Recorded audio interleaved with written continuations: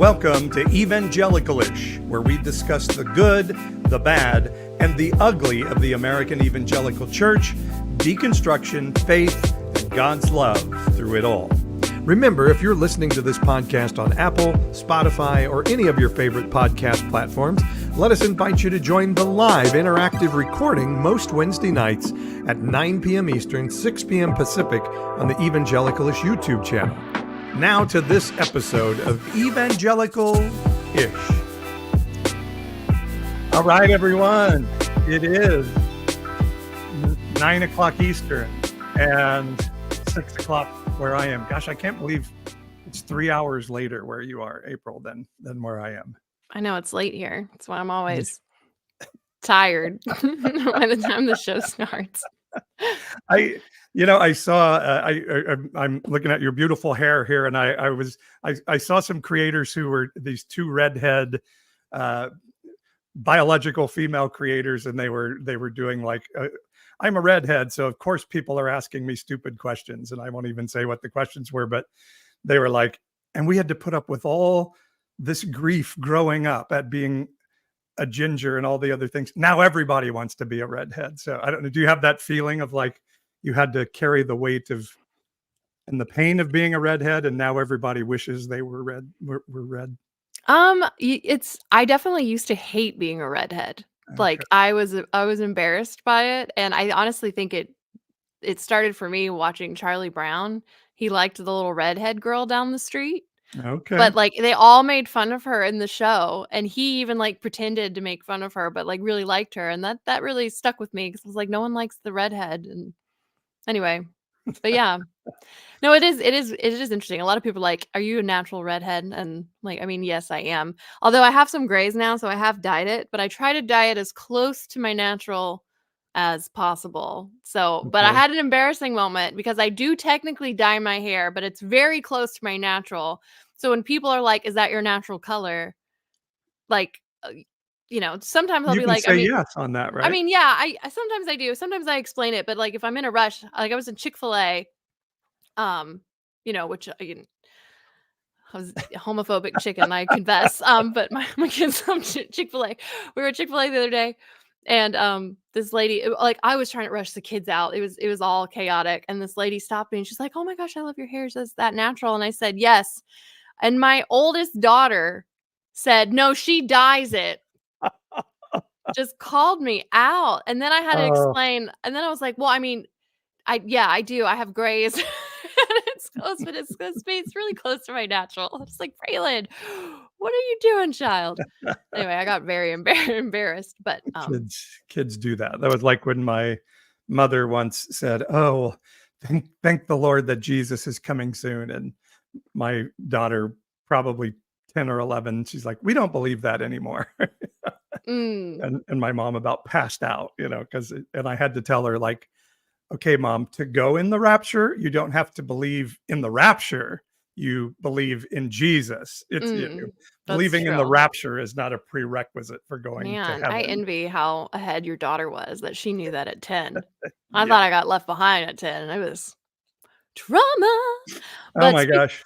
I used to think you could turn on Pat Robertson to see whether, like if you thought the rapture had happened, but then I found out like they ran him on video sometime. So, mm, and now I'm pretty convinced he's not going to be in heaven anyway. So, oh, well, that really took a dark turn there. Well, well, if I believed anybody was going to be in heaven, I would put him in the everybody's going to get their category. So I mm, guess I'll do that. gotcha. Well, speaking of religious trauma, we are talking about another angle Now that's a way to bring on a that guest right there. that has done some damage, shall we say. So tonight our guest is Kristina Hart. She is a faith-informed humor writer, content creator, comedian, popular online persona. She is the spirited voice formerly behind the DTR blog and now the That's Super Weird podcast, which I was just a guest on, BT Dubs. Christina is the proud daughter of Iranian immigrants, and we've actually had her on before talking about what was going on in Iran. That was a couple years ago, I think, at this point, like a year and a half ago. But anyway, if you follow her, she's on Instagram and TikTok, and she recently went viral for "I'm a Christian," that trend, and it was really funny. And then some Theo bros got real mad about it, which I April particularly saved loved. me. Yes, welcome, Christina. Thank you. Thank you. That was wonderful. And April thankfully saved me from the Theo bros and trolled him back, which was great. I know, but TikTok was like, "No, we're not showing this one to anyone." Oh, did they? Oh, yeah.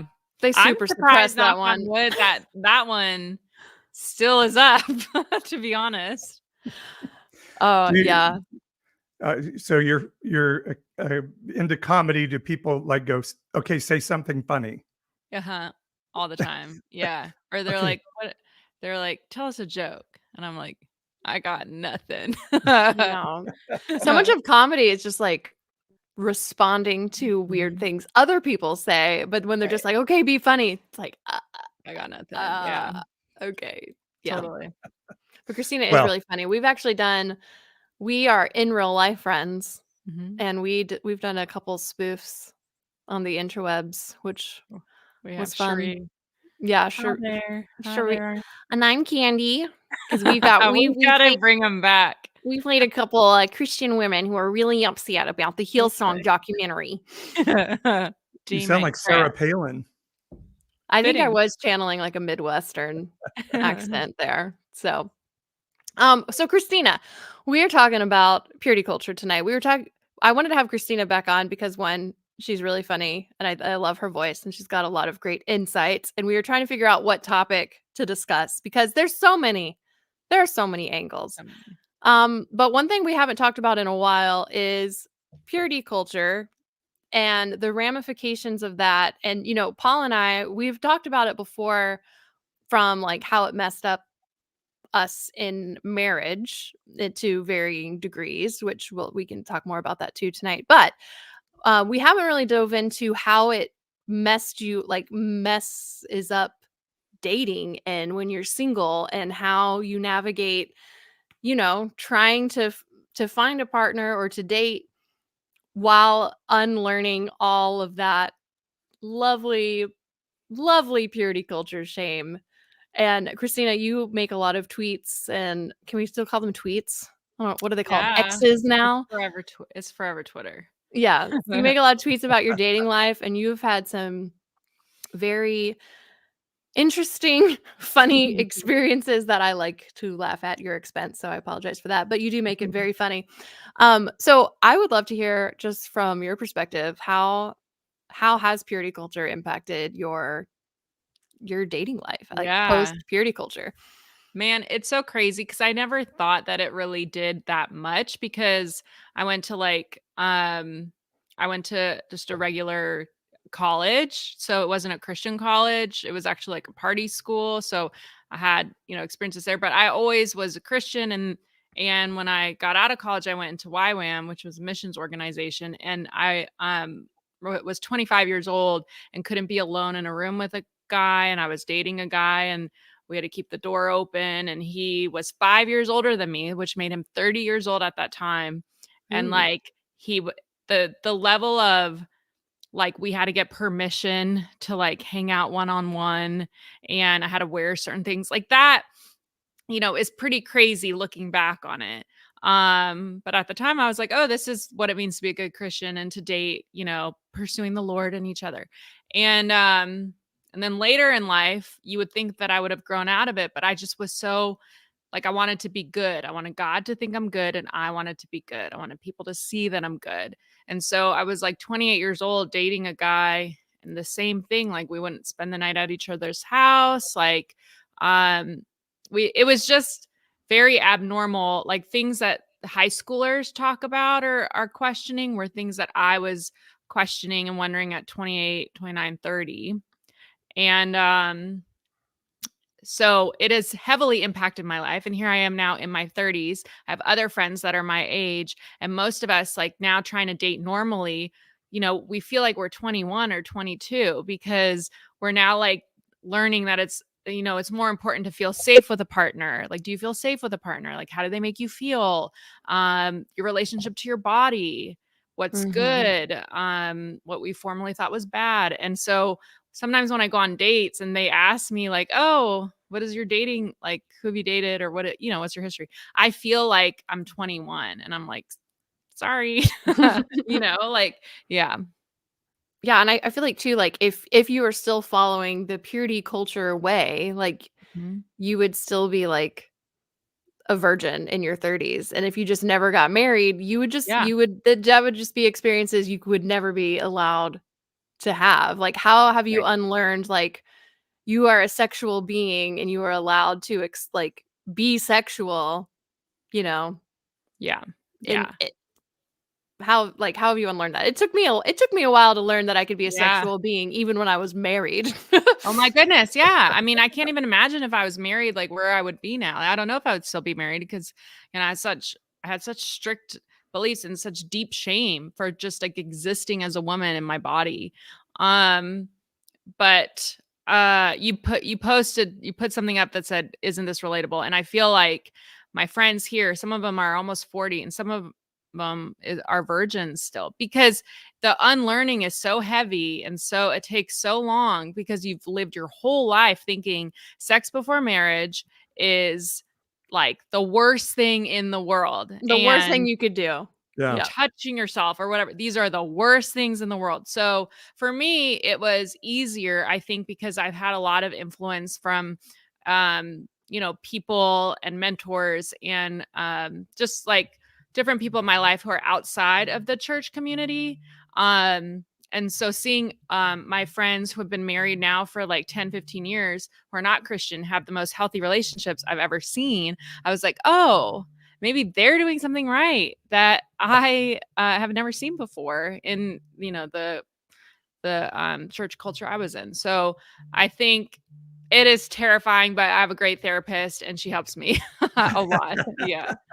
Well, I was born pre-purity culture, and for us, it was just like sex bad. That was it. We Yeah. we didn't even have like the skinny jeans pastor saying, "Hey, there's my super hot wife over there, and we're married, so we get to have great sex now," which is super cringe. But yeah, you're told sex bad, sex bad. Okay, now go have great sex.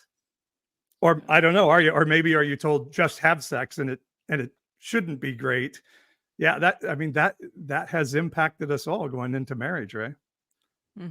Yeah. I mean, I'm sure I can't imagine. Like the people I know who got married, it was just so funny every time. As a single friend, I'm like, the one that's there, helping them on the wedding day often. And, we're great bachelorette, people. And every single time they were like, the wedding night sucked. And Mm. so now even like I didn't know anything at the time, but I'd be like, take a shot of tequila. It's not going to be great. Sex is not that great. Like I already knew that, and it's funny because I'm not even married. So I can't even imagine being married, what that was like. Well, and you've, like you say, you've never even been allowed to explore your body and think about what feels good, and certainly not read anything. And if you're like from most Christian homes like I was, you never got that talk from a parent that said this is what sex is all about. So you just go into this thing and it's like, okay, have sex now, and it's the most important thing in your marriage. And it was really, really, for me, it was really, really awkward. And yeah, all of a sudden you're like, oh wait, this isn't quite like I thought it was supposed to be. Yeah. Yeah, I think for me, well, because so much of, at least, and I hopefully from what I've seen, I think maybe it's changed in some evangelical circles. Like it's not so purity culture focused, but it is still very anti-sex and is still very sex focused in the fact that they're like obsessed with queer people and figuring out how their sex life works. I'm like, it's not that hard. But yeah, like I remember being in college and thinking that the worst thing in the world that I could do, like worse than kill someone, would be to like have sex. Like if my dad had found out that I had had sex, like I would have just rather just died, I think, than have to admit that. And it just really like, it messes you up so much that you don't realize the ramifications of like your entire worth being in your virginity. Which is for guys too, but like I don't know about if y'all felt this too, but like in my youth group circles, it was definitely more focused on the girl needing to stay pure, and like yeah, the guys should also stay pure too, but But they'll probably we know you're not going to. right. You have a penis, like you can't really control it, but like girls, you can Right. because Like, you can control. Like you don't really want sex. Like I remember being like thinking that once I would get married, I just wouldn't want sex that much because that was like what all the women talked about. Like, yeah, you're just, your husband's gonna want it and you're not gonna want it, but you got to put out like in women's events. It was like I like went into, it was already in my head that I wouldn't like it when I was married. Yeah, I think it was just all these projections that is like you didn't have a chance to figure out what you thought or what you believed about it. And I remember Bethel pastor Chris Valentin, he did a sermon and it was on how when you're with a man, remember that he is going to just be thinking about all the men that you've been with before him. And Mm-hmm. that I took that internal, man, and like just shame. I mean, the shame that I felt like, and I think that perhaps is a picture of the level of internal just like just struggle and disconnect with yourself that you go through when you're trying to process these things. And so coming out of that to learn about goodness is truly just a very eye-opening thing and revelatory. And it takes a while, certainly, but it's definitely freeing as well. And we had this idea of soul ties, like Mhm. when you have sex, you become one person and you're Oh. tying your soul to that person. And so you have to renounce that and break that. And it is traumatizing. I mean, it just creates such a stigma around things that are just so naturally human. Right. I think Jesus came to break us free from that. So what was your process like for you, Christina, to start to say, okay, I'm moving away from Oh, this? yeah. I think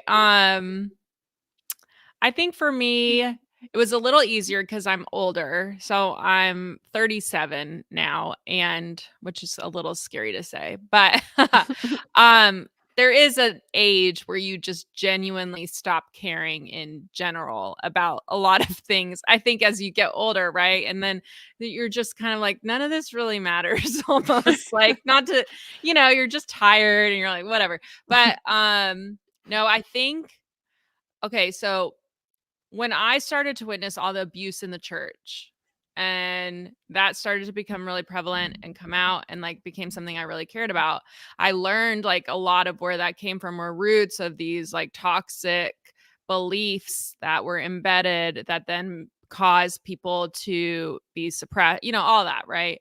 And so I was so curious about what it meant to be in a safe and healthy and good relationship, like what did that look like? So I started reading books and listening to things and that were just about like how to feel emotionally connected to yourself, like mindfulness and because I also had a lot of anxiety like with dating too, obviously because of all of this. So and that really helped me, and talking to friends and people helped me. But I just had to go on dates and just be honest and be like, hey, so this is like this is where I come from. Like, and for the most part, men would be like, that's kind of weird, but I totally understand because like people can make it, they can relate, but it is crazy to try to explain as a full grown adult why you wouldn't hang out in your 30s by yourself in a room with a guy. Like, Right. like that sounds insane to people who are that have no context of that. But I have learned like I just want to feel safe with a man, and that's the most important thing to me. And if I had just learned that younger, man, my life would be so different. Yeah, I think one of the wildest moments for me when I realized how wild purity culture was, because when you're raised in it, it's easy to think that like this is the world, like Mhm. most people think Yeah. this way. And so like I've shared my story before on here, but it's been a couple years. But basically I like took the purity vows, did all the things. Did You you know, have a purity ring? I had a purity ring. I did. I got it on my Did your 16th dad give it birthday. to you? Yes. But I Hey. asked him to, like I Oh, wanted it. Like I was all in, right. like I was dedicated. But I was assaulted when I was 21. So that was technically how I lost my V card. And purity culture does not teach anything about consent. And Yes. so even though I did not choose to do this, suddenly I was that crumpled rose. I was that, ripped piece of paper. I was the unsticky tape or the chewed up piece of gum or, Mm. insert whatever purity culture thing here. And so I think like in hindsight, it was a way for me to like take power back over my own body and control. At the time, I thought I was just following the devil, like the Satan had got to me, and blamed myself for what had happened. Like this, I'm the woman. It had to have been my fault. But anyway, I ended up sleeping with the next guy that I dated for 2 years and like had sex with him. Like I chose that one. It was like, I know, but then it's long. This is a very long story, but like then my dad gets cancer and dies, and I'm not kidding you. I thought that God did not heal my dad of Aw. cancer because I had Oh, sex. Oh, Because they tell you like if you have like God blesses you if you stay pure, and if you don't, like bad things are going to yeah. happen to you. It's like it's this weird subconscious thing. So I was messed up for a while, and Mhm. I threw myself back into like, no, I'm a virgin, quote unquote secondary virgin, as my like Christian college would say. And I was like, I'm not having sex again until I get married. Like I'm going to do it right. Like God can redeem it. Like Chris Valentin says, could restore your hymen. Yeah, I was gonna mention that. He literally teaches that women can have their hymen miraculously given back to them. Yeah. Oh, So yeah. Not For the family. spiritually or I mean, literally physically given back. Yeah. So anyway, I would tell this story. So Beecher and I ended up getting married. Beecher and I did wait. Beecher was a virgin when we got married. And I was not, but they and we waited to do it right. But whenever I would meet friends at No. church, I felt like I had to almost like confess that I was not a virgin when I got married. And so Right. I would tell the sob story. I would say how I was assaulted because it was like, well, then they'll at least feel bad because that happened. And then this, but like I felt so much shame every time I would like confess this to my friends. Like I felt like any new friend I made, like they need to know this really dark thing about my life. It felt so bad. And every time I would tell like a Christian girl from small group, she'd be like, oh my gosh, well, you're a different person now. Like God's redeemed you. And like they were very kind in like the Christianese way. And then I had my oldest daughter who was like maybe she was like a year and a half. And I went to this like mom hangout and I met this woman who was another mom. And we did a play date and she was not religious at all, was not raised religious. I think she may have been agnostic, but like she like didn't know, didn't care. And we were starting to get close. And so I do my usual spiel because I felt like I needed to tell her. And I go through this whole thing. And I was like, yeah, I did have sex before we got married. And then she was like, wait, you've only slept with one other person? That was Right. her reaction. She was like, wait, you've only slept with one other person? And I was like, it was this like light bulb moment went off. I was like, okay, my experience is actually weird. Mhm. Right. No, it's so true. And it takes is talking to somebody who has no context of it for you to sit there and be like, "Oh my God, how many years did I dedicate to this kind of thought process?" Yeah. Yeah. So it's certainly, and I feel like I didn't blame my mom's death on not on having sex, which I'm I'm only laughing because it's an insane statement, No, I like, right? Like humor comes from tragedy, but no, I laugh um about it now. It's yeah, we but I laugh so we don't cry. certainly, yeah, anytime something didn't go well, I would be like, what sin did I commit? Oh, certainly it's like the lust or the whatever. And so it impacts a lot. Yeah. And I was gonna say, like you said, we laugh at this and because we look back at it now and it seems so ridiculous. but it's not funny. It Mhm. that Jenny in the comments, who Jenny are who helps us here on the podcast, and April both would say, I believed I was responsible Yeah. for the death of somebody in my family because I was human. I did something human. That is horrifying. Mhm. I was talking with somebody the other day who was telling the story of, I think she got caught masturbating or something, and so her father Oh, took her got caught. took her door off her bedroom.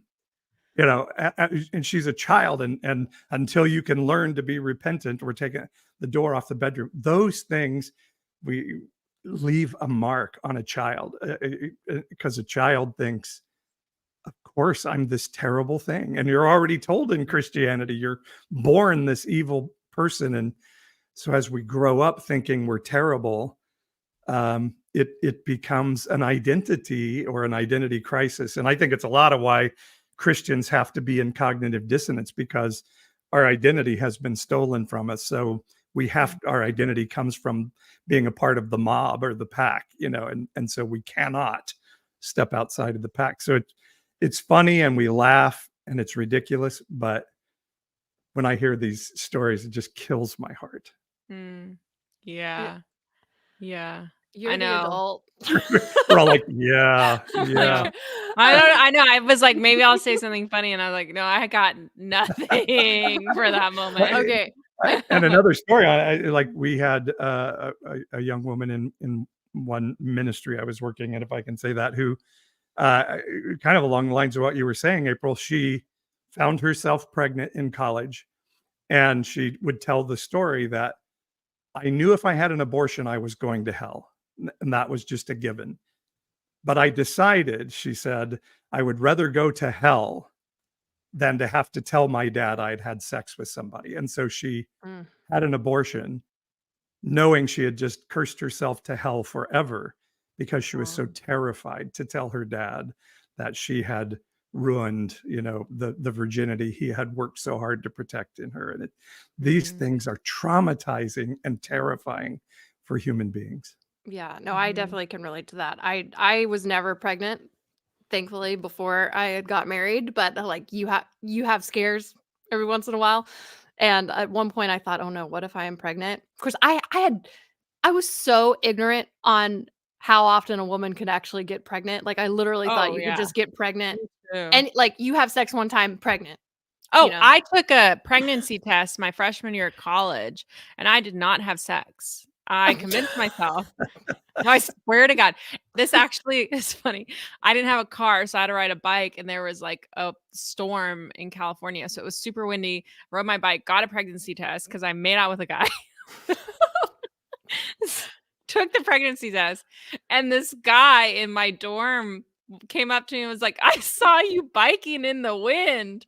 Where were you going? I was like, I can't explain this. I'm sorry. Again, See it's ya. traumatizing, but that is sort of funny. But no, here's the thing, Paul. It is kind of funny, but we have to laugh. It's called dark humor for a reason. Can I say real quick, like I grew up, April, we're both Assemblies of God. There's no question you could get pregnant swimming in a swimming pool with boys and girls in the same pool. If a loose sperm just floats, Absolutely. floats up The to way your that, like, I convinced myself, yeah, I could get pregnant. Like, oh. oh my goodness. Yeah, no, there was a time where there was no way I was pregnant. It doesn't make any sense with my cycle or anything in hindsight, but at the time I was like, "Oh my gosh, I might be pregnant." And I had that similar thought that you had just mentioned, Paul. Like I thought, "Okay, I know where Planned Parenthood is." Even though I was like so pro-life and I was so against abortion because I thought it was murder. But I was literally like, I think I would just rather live with the shame secretly of having an abortion than have to tell my dad that I had sex. My dad, by the way, who I love, may he rest in peace, used to He's hanging brag out with my mom for sure. Yeah, though. for You know sure. that? Yeah, but he used to brag about my virginity from the pulpit. because he was an Oh. evangelist and was just like so proud that I had chosen. I mean, to be fair, Mm. I was also very proud, and I was like, I'm a virgin. It was so weird how we like literally put virgins on pedestals. Like, she's a virgin, she's a virgin. Look at all these Literally. virgins. But anyway, And have you ever heard anybody say, "And my son is a virgin"? I mean, that I don't think I've ever heard my that. dad would say about my brothers too, but it was always an afterthought. It was like, oh yeah, my daughter, da da da, like she's saving herself. Like I'm so proud of her, and like, and you know, and her brothers are too. So Right. it was just not. And you're probably like, look how special I am. That I was know. I was like, I liked it at the time, and Yeah. then until I didn't. Mhm. Jenny, again in the comments brought up the idea of missionary sex. Did you guys ever have the idea that that was the only godly, valid style of sex, or I or was maybe you didn't so even know? ignorant on sex. I mean, here's the thing, Paul. You guys, I am still ignorant on sex. Christina, we can have an I off gotta the ask you record, some not live questions. conversation. I will give you the information that I have learned from I doing a have a deep couple dive. of books I'll recommend to you guys Oh, after. perfect. Thank you. No, let me tell you this. This is embarrassing how long it took me to okay, I kind of knew that women could have orgasms loosely based on movies and stuff, but I thought those were totally exaggerated. Like women don't really have pleasure, but I also, even though I knew about the clitoris, didn't really know about the clitoris, and I thought women could only have sex from penetration. And so for years into my marriage, I thought I just can't have orgasms, and it's probably because I had sex before marriage. God is punishing me, and I'm never going to Oh, really Uh-huh. feel that pleasure. And if someone asks me like, "Oh, have you had an orgasm?" Because Christian women talk about that, I guess sometimes, I'd be like, "Yeah, I'm sure one time, probably, I think so." This is not a knock on Beecher at all, because they also grew up in purity culture and they tried. They wanted to do all of the things to help me, and I was just like, nah. I'm like, I don't. It's fine. I don't need to enjoy it because I thought I wasn't supposed Exactly. to. I mean, mentally, you're probably just like, I'm bad, so I can't enjoy it. Yeah, I'm sure it affects your sex life. Yeah, for sure. But yeah. therapy, and there's this book called Come As You Are by Emily Nagoski, I think is how you say it, literally changed my life. Come And like CUM.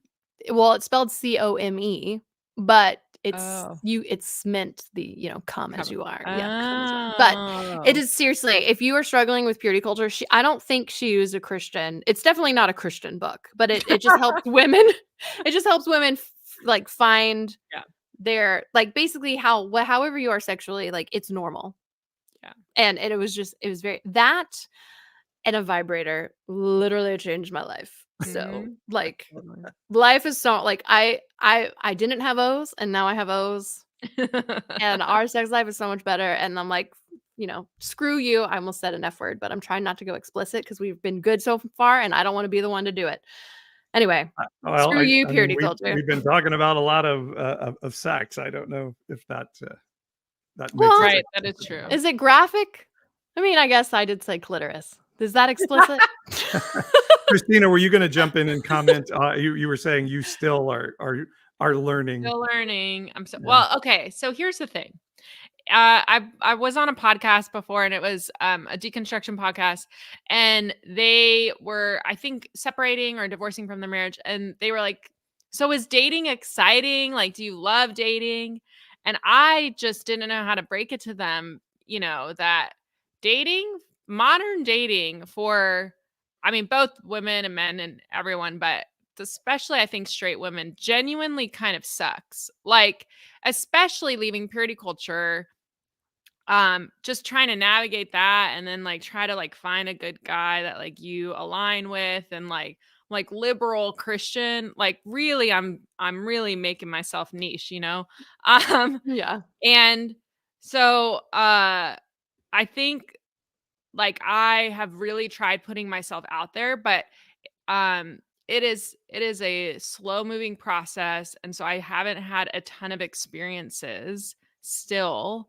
I probably had more experiences in college than I have now as an adult, but so like that comes into play as well, like realistically thinking, like with dating, like how much sex are you going to have? Everyone is different in what they now feel comfortable with, and I think that's so valid too. But that's a factor definitely that plays into things.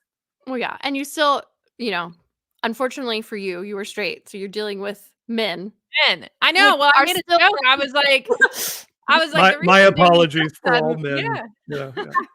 No, and I mean, there are great guys out there, and There but are. most of my friends are women my age who are single, have fantastic careers, like really killing it in life. And there's a lot of us, and we're like, I don't know what we're doing wrong, but it's not really great out here when it comes to the relational aspect. And that's fine. Like, we're genuinely also okay with that, which, like you said, you learn about things like vibrators, and you're like, what's the point? Yeah, I don't know. So You Who can needs get a it man all. now, You huh? can Yeah. have it all, just you. Right. I That's actually where I we're made a at. I made a joke, but I actually do have a book to recommend. I read a book called Pleasure Activism by an author who calls herself a fat black, not disabled, less able. I can't remember exactly how she, queer. And but the book is about opening yourself up to your own pleasure, sexually and otherwise in other areas, is activism against the status quo of our culture. And it doesn't matter if you're Christian, where it's really toxic, but that Christianity has impacted all of American culture. We've always been sexually repressed compared to Europe and other places. But and so she was saying, learning that she could, pleasure her body and not be ashamed. And she was getting into pole dancing, I think, or something. But not only that, she was saying, like, if you're home alone, make dinner for yourself, put it on nice plates, sit down at a table and use a knife and a fork. Don't just stand at the counter, and different things like that. And was talking about how when we open ourselves up to that, this freedom comes, and with it then also this desire for moderation, to be able to say, and I could have that, but I don't want it, and I'm going to say no to that. And so it's this whole that freedom, again, April had mentioned, empowers you and brings this power of self and power of consent and all these other things. So it's a fascinating thing, and all of those things were stolen from us by our Christian upbringing. That's really helpful. Yeah, That's really helpful. There was a guy that I matched with on Hinge recently, and he said he was liberal, and we aligned, and we were talking, and I was like, oh, this man is good looking. Like, this may be a great whatever, like, it doesn't have to be super long term. Long story short, he sends me a video. We don't actually meet up because our schedules don't align. He sends me a video. It has his last name on it. I Google it, and his company in 2020 was shut down because there were sexual assault allegations against him. Ooh. And then I looked on Reddit, and it was rape of 2 women. And this man was so like nothing sexual, like, just, and so I think I was just like, oh my gosh, like, what is going on, So I think, like, not to to dampen the mood, but learning how to really love yourself is so important, because it may not happen. Like, I may not end up with somebody, like I'm, and I'm okay with that. Like, whatever that looks like, whatever it looks like, I'm okay with. But learning how to love myself and know what I'm like willing to accept or not accept, or, I think is literally one of the most important things that you can learn through this process too. Yeah. Yeah, because I think beyond the church emphasizing purity so much, I think part of that reason is because they want everyone to couple up. They want people to get married young, pop out babies, so they can keep that tithe money coming, keep families coming in the church. Produce Like, workers. yeah, like they're so like, marriage is the goal. Yeah. Like that's the ultimate like Christian life. You are raised, you stay a virgin, you get married. Like, because so much of the purity talk was about saving yourself for marriage. It's like, well, if you I did see someone, I've seen this joke a few times in comments that like, well, it's not premarital sex if you never get married. Right. So it's like a loophole. Right. But It's it is just sex. It is sex out of wedlock, though. So Oh, stop I it, used to Paul. say like submission, like with a guy, I'm like, well, I'm not married, so I can do whatever I want. Suck it. I know. I do think though that's like so triggering for a lot of men, especially So triggering. they don't like the idea that there's women out there who don't need them. Right. Don't want them. well, and your story is interesting, Christina, because all of these pastors who are saying, well, you deconstructed so you could have sex, you deconstructed so you could sin, and it doesn't sound like that's your story.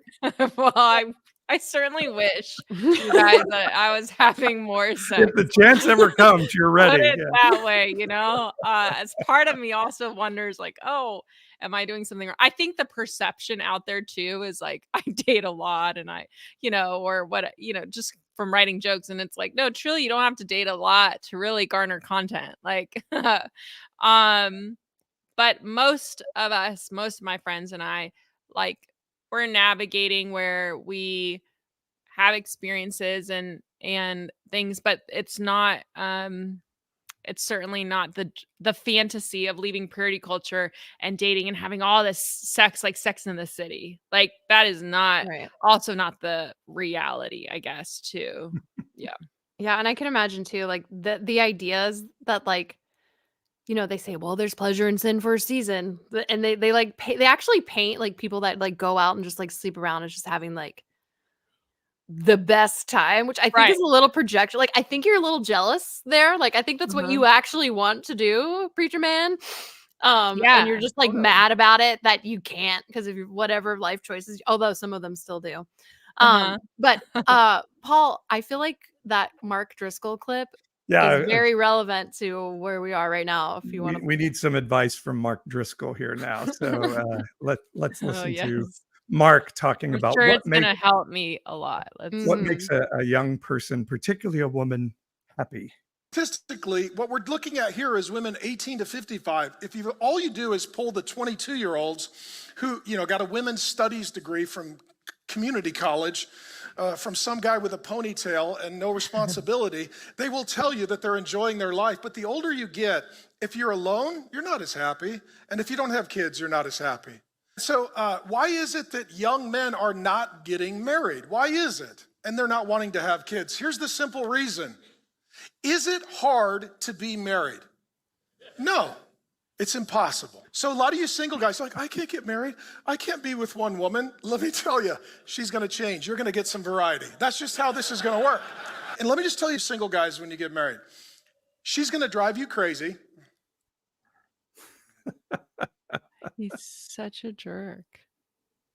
What his poor wife. Is he married? He's married. He's married. Of course didn't he write a marriage book at some point? I'm sure. Yeah, I'm sure. Oh, he's the worst. Oh man, so much to say. Well, I guess my story proves that it's certainly not maybe he's not wrong, huh? Yeah. Well, what did he say? Men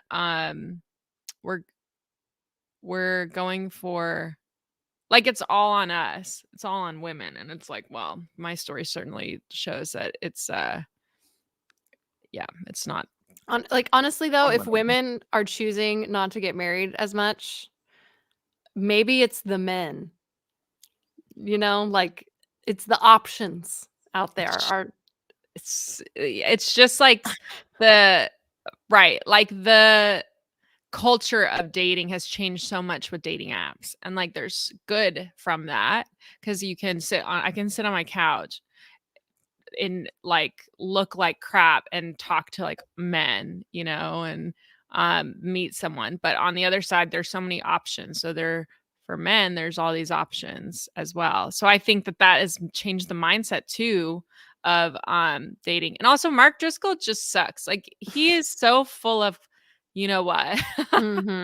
And like I think as a single woman, like we're genuinely are so happy and content alone. Like I don't know how to explain that, but like all of us just want to live in like a neighborhood together, like, you know, with our houses and just have a great life. And we're like, why can't we do that? You know?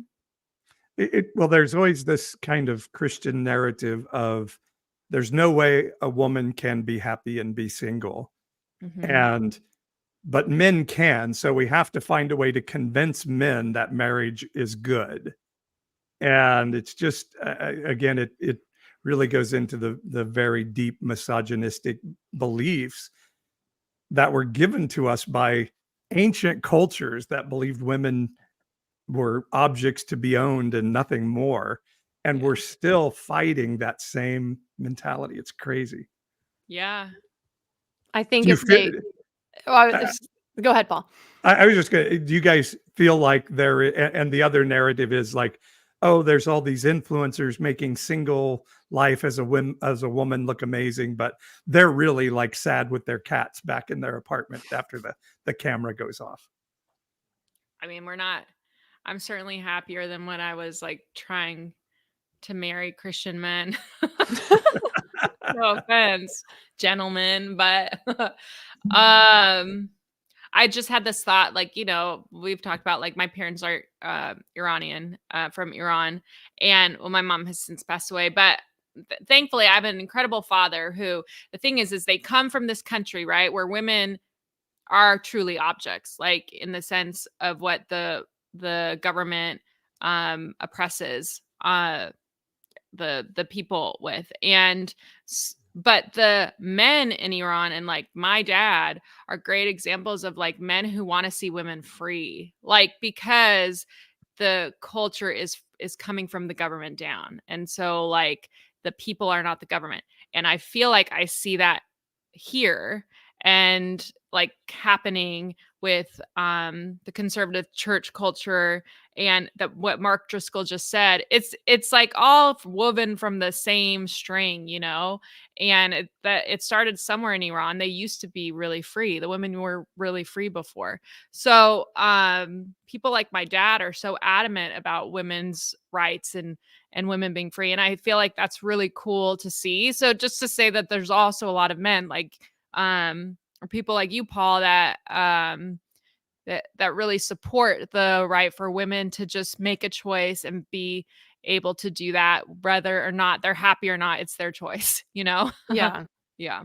Well, and just Yeah, putting and autonomy back into women, because so much Yeah. of, I mean, so much of like patriarchy in general is just taking the choice away from women. And when you're, and I think specifically, there's so many Mark Driscolls out there that are very triggered by the idea that a single woman could be happy without a man, because that's how they're going to keep their power, is by having women continue to marry men and being subjugated by their husbands, of submitting to their husbands. But it's like at some point women are going to be like, no, I don't want to marry you and then become like your property. Like, we're no Right. longer, this is not, well, we are in a modern age now. And it's just wild that like I feel like so many, especially conservative, really like openly patriarchal Christian men are very much like they openly want to subjugate women. They don't, like, if they could, I mean, there's literally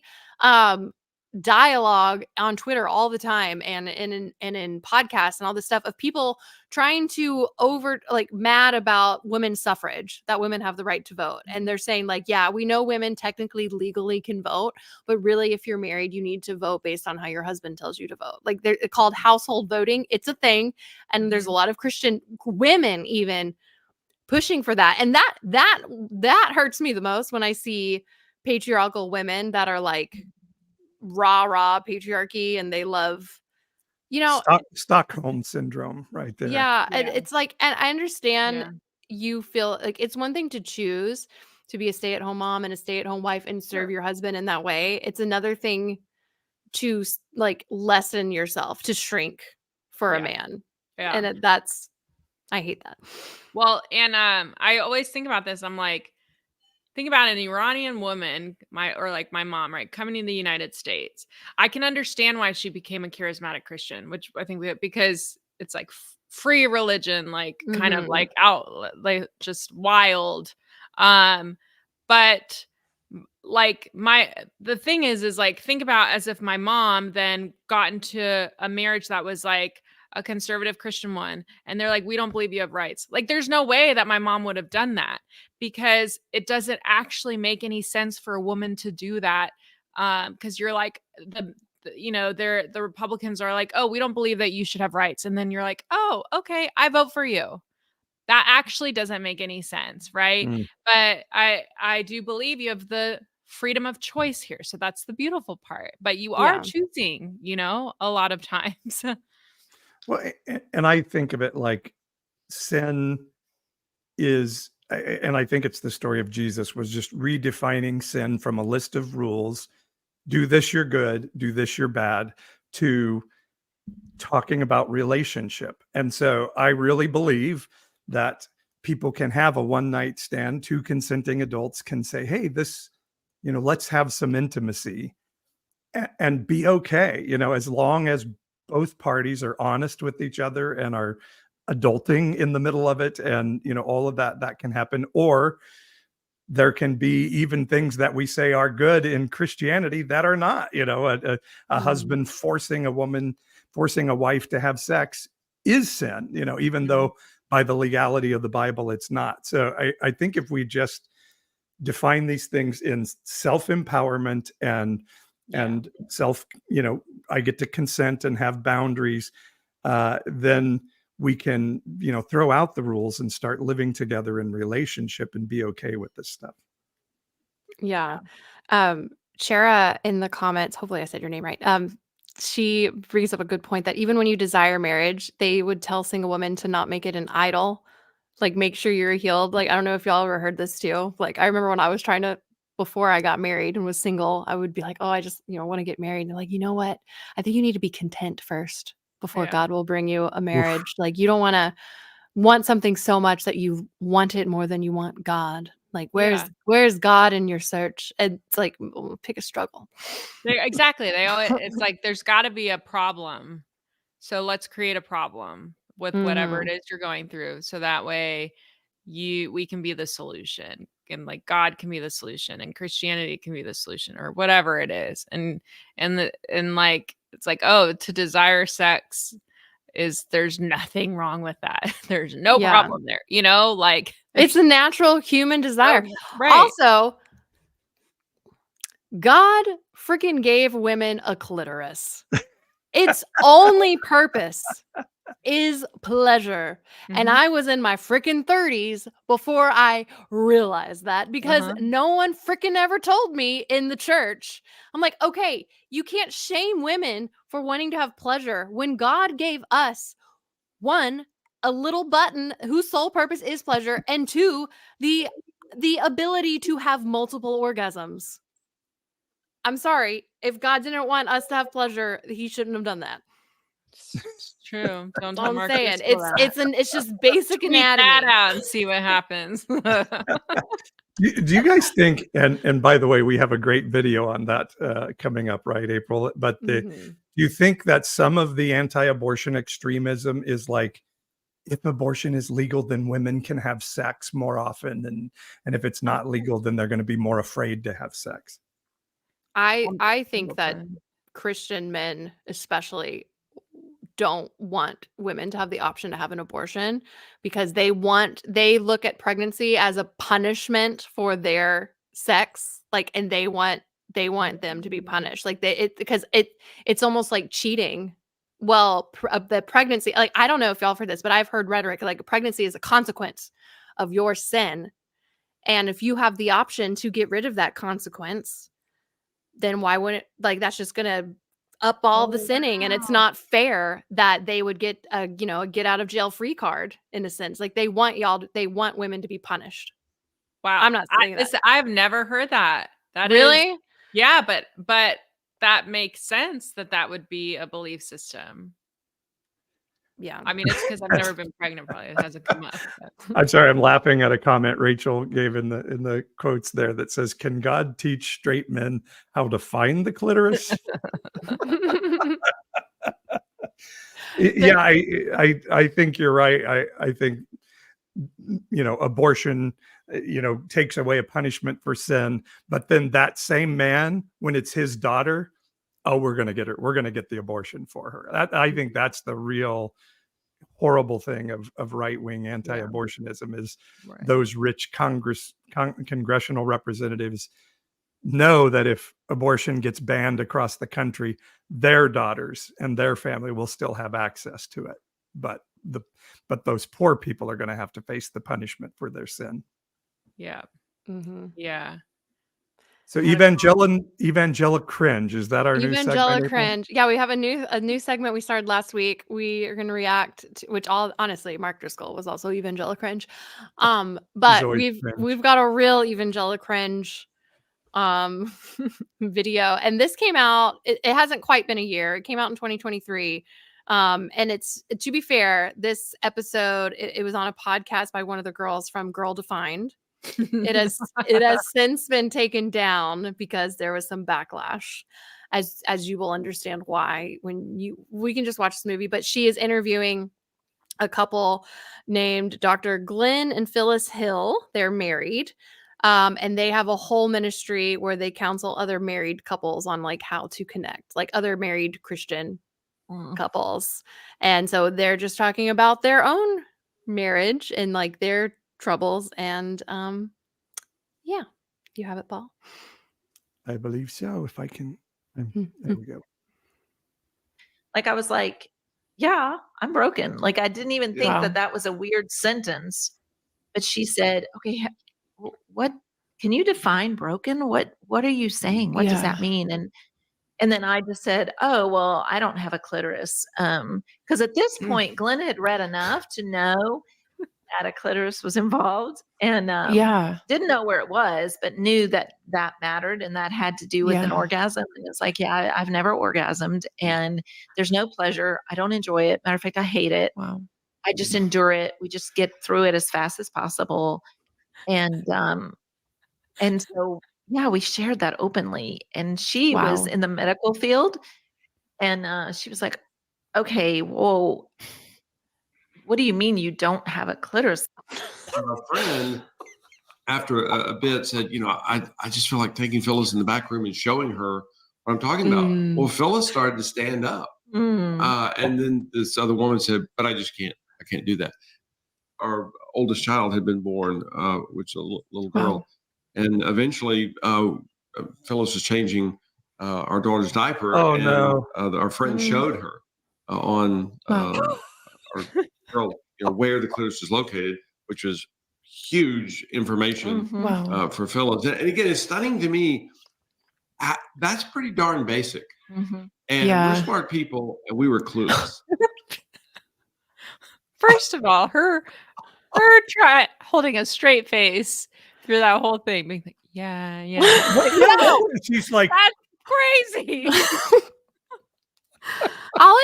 But just imagine too, like why was showing it in person the first up? Why don't you just Google it? Why can't you get like Christina, right? Exactly. Or how about a doll? Get a doll, or an anatomically correct doll, or something, or a biology book. There are so many ways you could look and find a clitoris that don't involve showing. Also, they can't get a biology book because that's science, so that's sin. And I could imagine saying all that on the internet, and that's just existing, and you have said all that. I have said dumb things on my time, but I'm really glad that exists. But also how cringe it is that they use the baby. That is awful. Just Google it. Oh, that poor child is gonna grow up one day and probably hear about this interview and been like, what? Need a lot of therapy. All right, the comments are really going fast and furious now. Rachel says she could have just asked a lesbian to show her where it is. But I can imagine purity culture being so don't look at anything that is visually sexual, that is nudity, because that's pornography, and pornography is bad. If I was a betting woman, I would bet that was why they didn't Google it, because that would be looking at porn. So it was better to use their 100%. Real life daughter Yeah, because they think that is more wholesome. Oh, Wow, so that is cringe. really nuts. And do you get the sense ask now your that they're dog. that yeah, but he's saying, and that was huge. So now you're like, picture these two people are having very satisfactory sex And now, you I just guess. never Oh, it no. just rubbed it? Like, had Well, when never he said that accidentally was rubbed up huge- on Yeah, something and been like, accidentally. "Oh, that feels good." You know? Well, when he Never said that ridden was huge, I was like, the clitoris? Like, what was huge? Or riding a horse or a bike, perhaps, or Oh, something. yeah, you there's know? that one dude that was on Twitter who said that women should never ride bicycles because they have multiple orgasms. It was the horse, wasn't it? It was the horse and bicycle or any motor honestly, and he said any motorized vehicle. It's like, it's Oh, if no only, cars. if That's only a we could Christian man who orgasm knows that where the fast. clit is, my friends. Yeah. Yeah. Well, I have a confession just to make that lady feel less Can't wait for this. It's gonna embarrassed. be wild, I think. Yeah. It was only a few years up until like maybe 4 or 5 years ago. I had only ever read the word clitoris because I'm not talking about that to other people. And I thought it was pronounced clitoris. So, and I said it out loud a couple times, and someone was like, "What did you say?" It's like clit.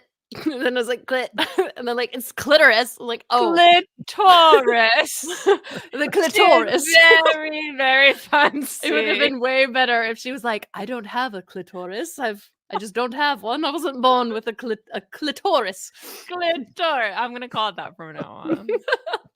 She's a clitoris. That's one of those words that if you grew up in purity culture, you're like, don't say that word. Yeah. Right. I know Or it's you- like or a you dirty whisper it. word. Yeah, it's like a Probably dirty word. because they don't want women to find out that they have one, because then they'll realize they don't really need a man. Yep. Ugh. And you're Or really certainly wrong anyone, with because that. it's Yeah. just easy Mhm. peasy Mhm. right there. Do you want to do this other video, April? I mean, sure, this one's a little less cringe. It's just more funny.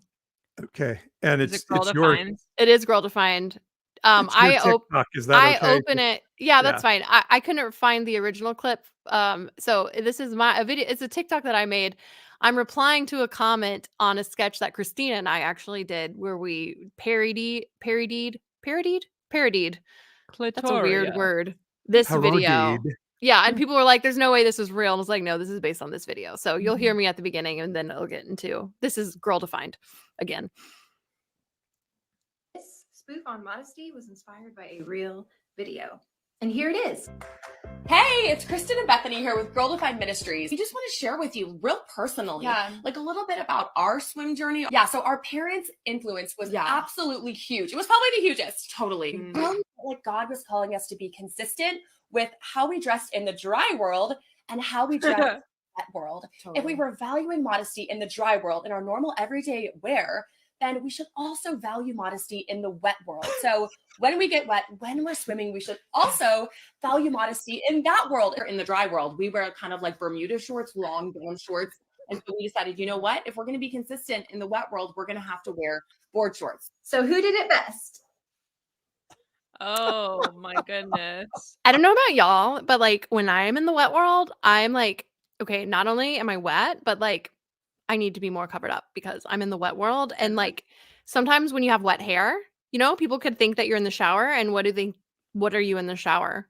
Honestly though, if we're going to be consistent in like the wet world of swimming, we should also be consistent in the wet world of shower, which is why I never shower nude. I wish you could just show our video actually now. It makes I should. forgot that I we wonder did if I that. could find it. Let me see. The wet world. The way they talk and like they are genuinely serious. And the dry world, we just wear board shorts. What did she say? Bermudas. Bermudas. Bermudas. The I conservative. got to I admit, found it. when I first heard wet world, I thought it meant something else. Well, she's like, and when you're wet, you need When to you're make wet. sure you're covered. It You're makes me think covered. of like when you're schmexy. Here's our video. I'll share my screen and I will play it. Hold on. So this is Christina and I, and for those listening, we are wearing blonde wigs to match the blondness of The real ones. Okay. Share screen. This one. Yes. Share. All right. Tell me if you can hear it. And share the audio. Oh yeah. How do I share the audio? Okay, take it off share screen. Okay. I will edit this out in post. And now click the present, and there should be a button that you hit at the bottom. A button that you Hit a that's it. button. Okay, I should see be- share screen. Oh, also share audio. Got Share it. audio. Yeah, there you go. Got it. Okay. Hit that little button. Yeah. Okay. Let me see if this will come through. We're here with Tess for the summer because modest is hottest. I feel like we've perfected the fall look with the scarves and the hats and the jeans, like keeping all the skin covered. That can be really hard when summer's coming up and you have to get into water. Right. Dry land to the wet land. I just think that is really important, like when we're wet, that we need to make sure that we're fully covered from head to toe. Head to toe. It's about also the inside, because what you're feeling on the inside, you show on the outside. So you want to make sure that you're not feeling too happy. Right. I remember one day, like, I was actually fully covered, but I felt fabulous. Like, I looked in the mirror and was like, I look good. And God convicted my spirit, like, girl, you look too good. Like, the guy's gonna notice that. Yeah. So you know what we need to do? We need to make sure that we don't feel like we look good either. And always look down. Don't make eye contact with guys because then they'll know you exist. And then you are a stumbling block for existing. We gotta do more. I forget those. Oh my goodness. Modest is hottest. Well, I just thought about when I got baptized at like age 12, and I wore like a full long sleeve like cardigan, almost like a turtleneck, and board shorts, because that's A turtleneck. Yeah. I Okay, also love that's too pretty cool. how at church camp all the guys could just wear normal, like they could take their shirts off and wear their regular swim trunks. And girls, like, I not only had to wear a one-piece swimming suit, but I had to wear a t-shirt and shorts over it. Like, I was like, why am I even wearing a swimsuit? It was like we were basically like covered in trash bags, like going swimming, and like the guys are just like half naked, and here we are, just like little. I don't know. And here I am. Oompa I'm like, Loompas. oh, why am I 37 and not having a ton of sex? I wonder. What a conundrum. What a conundrum. I mean, those what are they called? Girl defined? Yeah. Yes, they still exist. And they're both, I think they're both married now. One of them, though, has flipped the switch from purity culture. Like, I will say, I think they've kind of backtracked some of their stuff and have admitted that some of the modesty things they used to say is harmful. Now, they're still very harmful. I'm sure. But one of them is like super pro sex positivity now, but in marriage. Gotcha. Yeah, she's like, Gotcha. We have to do a video on being pro sex positive, but in marriage. yeah, only marriage, sex positive. Still very sex negative What does outside of that marriage. even mean? Like, I mean, she can talk about sex because she's married, so she's allowed to now, and she's like edgy about it. It's I saw wow. a video of husband and wife, was being reacted to by another group, and that husband and wife was like, now we're gonna get down to talking about sex, and if that's going to make you sin in your heart, you should probably determine not to watch this. oh yeah, they always change. That always annoyed me, obviously. But I'm like, oh, so you can talk about it, but now you think that we're already sinning, even by just sitting here. We're just existing, simply existing. It's like, oh no, you are doing something wrong by even watching this. And you're like, you're literally the one talking about it. Oh my gosh. We went to a marriage conference at a church several years back. It was a church we were attending, and they brought in this marriage couple, and they're pretty well known. They write a lot of marriage books. And they were like, this is not your average church marriage conference. Like, we're going to get real, and we're going to talk about stuff you're not supposed to talk about in church. They like promoted it like it was going to be the super edgy thing. And they were going to actually like talk about like explicit things in marriage because that's real. And they're like, we're going to get to that. And like the whole marriage conference was fine, but they were really building up to this like Q&A at the end. And Beecher and I, it was anonymous Q&A. So we wrote some spicy questions because we were like, I believed them when they said we're getting real. The questions that they answered were like, is it okay if I give my husband a blowjob? And they were like, yeah, you can. Next. It was like so vanilla. I was like, You should have asked, where is the clitoris? Yeah. Or the clitoris. Yeah, I don't even think they said that word. I wonder They how were many just men. like- No, they for sure didn't. They sure. basically were just like, we're married and we have sex. And that was like, I've heard that in church a million times. This was not edgy at all. I learned nothing. This is a little I went to like a dating conference and they were doing an interview of Bethel people and Hillsong people, and it was Carl Lenz up there, and they asked Carl Lenz, how do you keep your marriage spicy or good? And he said, I have a lot of sex. Which did not age well. You can cut that out if you need to. No. I was at a pastor's conference once where the main speaker said, he said, I'm really getting close to the Lord. I'm only lusting after 15 women in my church now. And he had like, raise your hand if you lust after some of the women in your church. And if you don't raise your hand, you're a liar, Well, and also I feel like we just like the church equates just basic human attraction with lust. Yeah. You know, like if you find someone attractive, you're like, oh, I'm lusting. I have now committed adultery in my heart. Well, Right. I have bad news for the girls on Girl Defined and their audience. It doesn't matter what clothes you wear, girls, when you go in the pool, when you come out, it's going to be clingy. And that 16-year-old boy is still going to find you to be a stumbling block at that point. So just so you know, But right. Which is why, to Christina and I's point, like we really have it right. Just don't exist.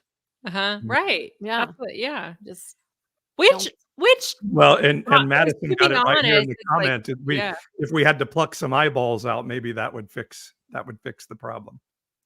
But like the whole not existing thing. Well, it's like, oh, you're small. Like I feel like that is a real thing. Then like you just exist as feeling small or unimportant or not as important, whatever that is. Yeah. And it's like, no, you are important. I'm important. We matter.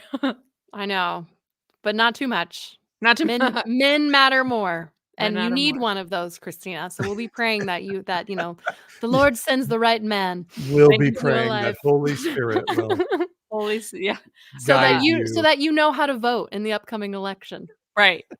And my clitoris is happy. The clitoris. Clitoris. Christina, tell people where they can find you. You can find me on Instagram, on all the things.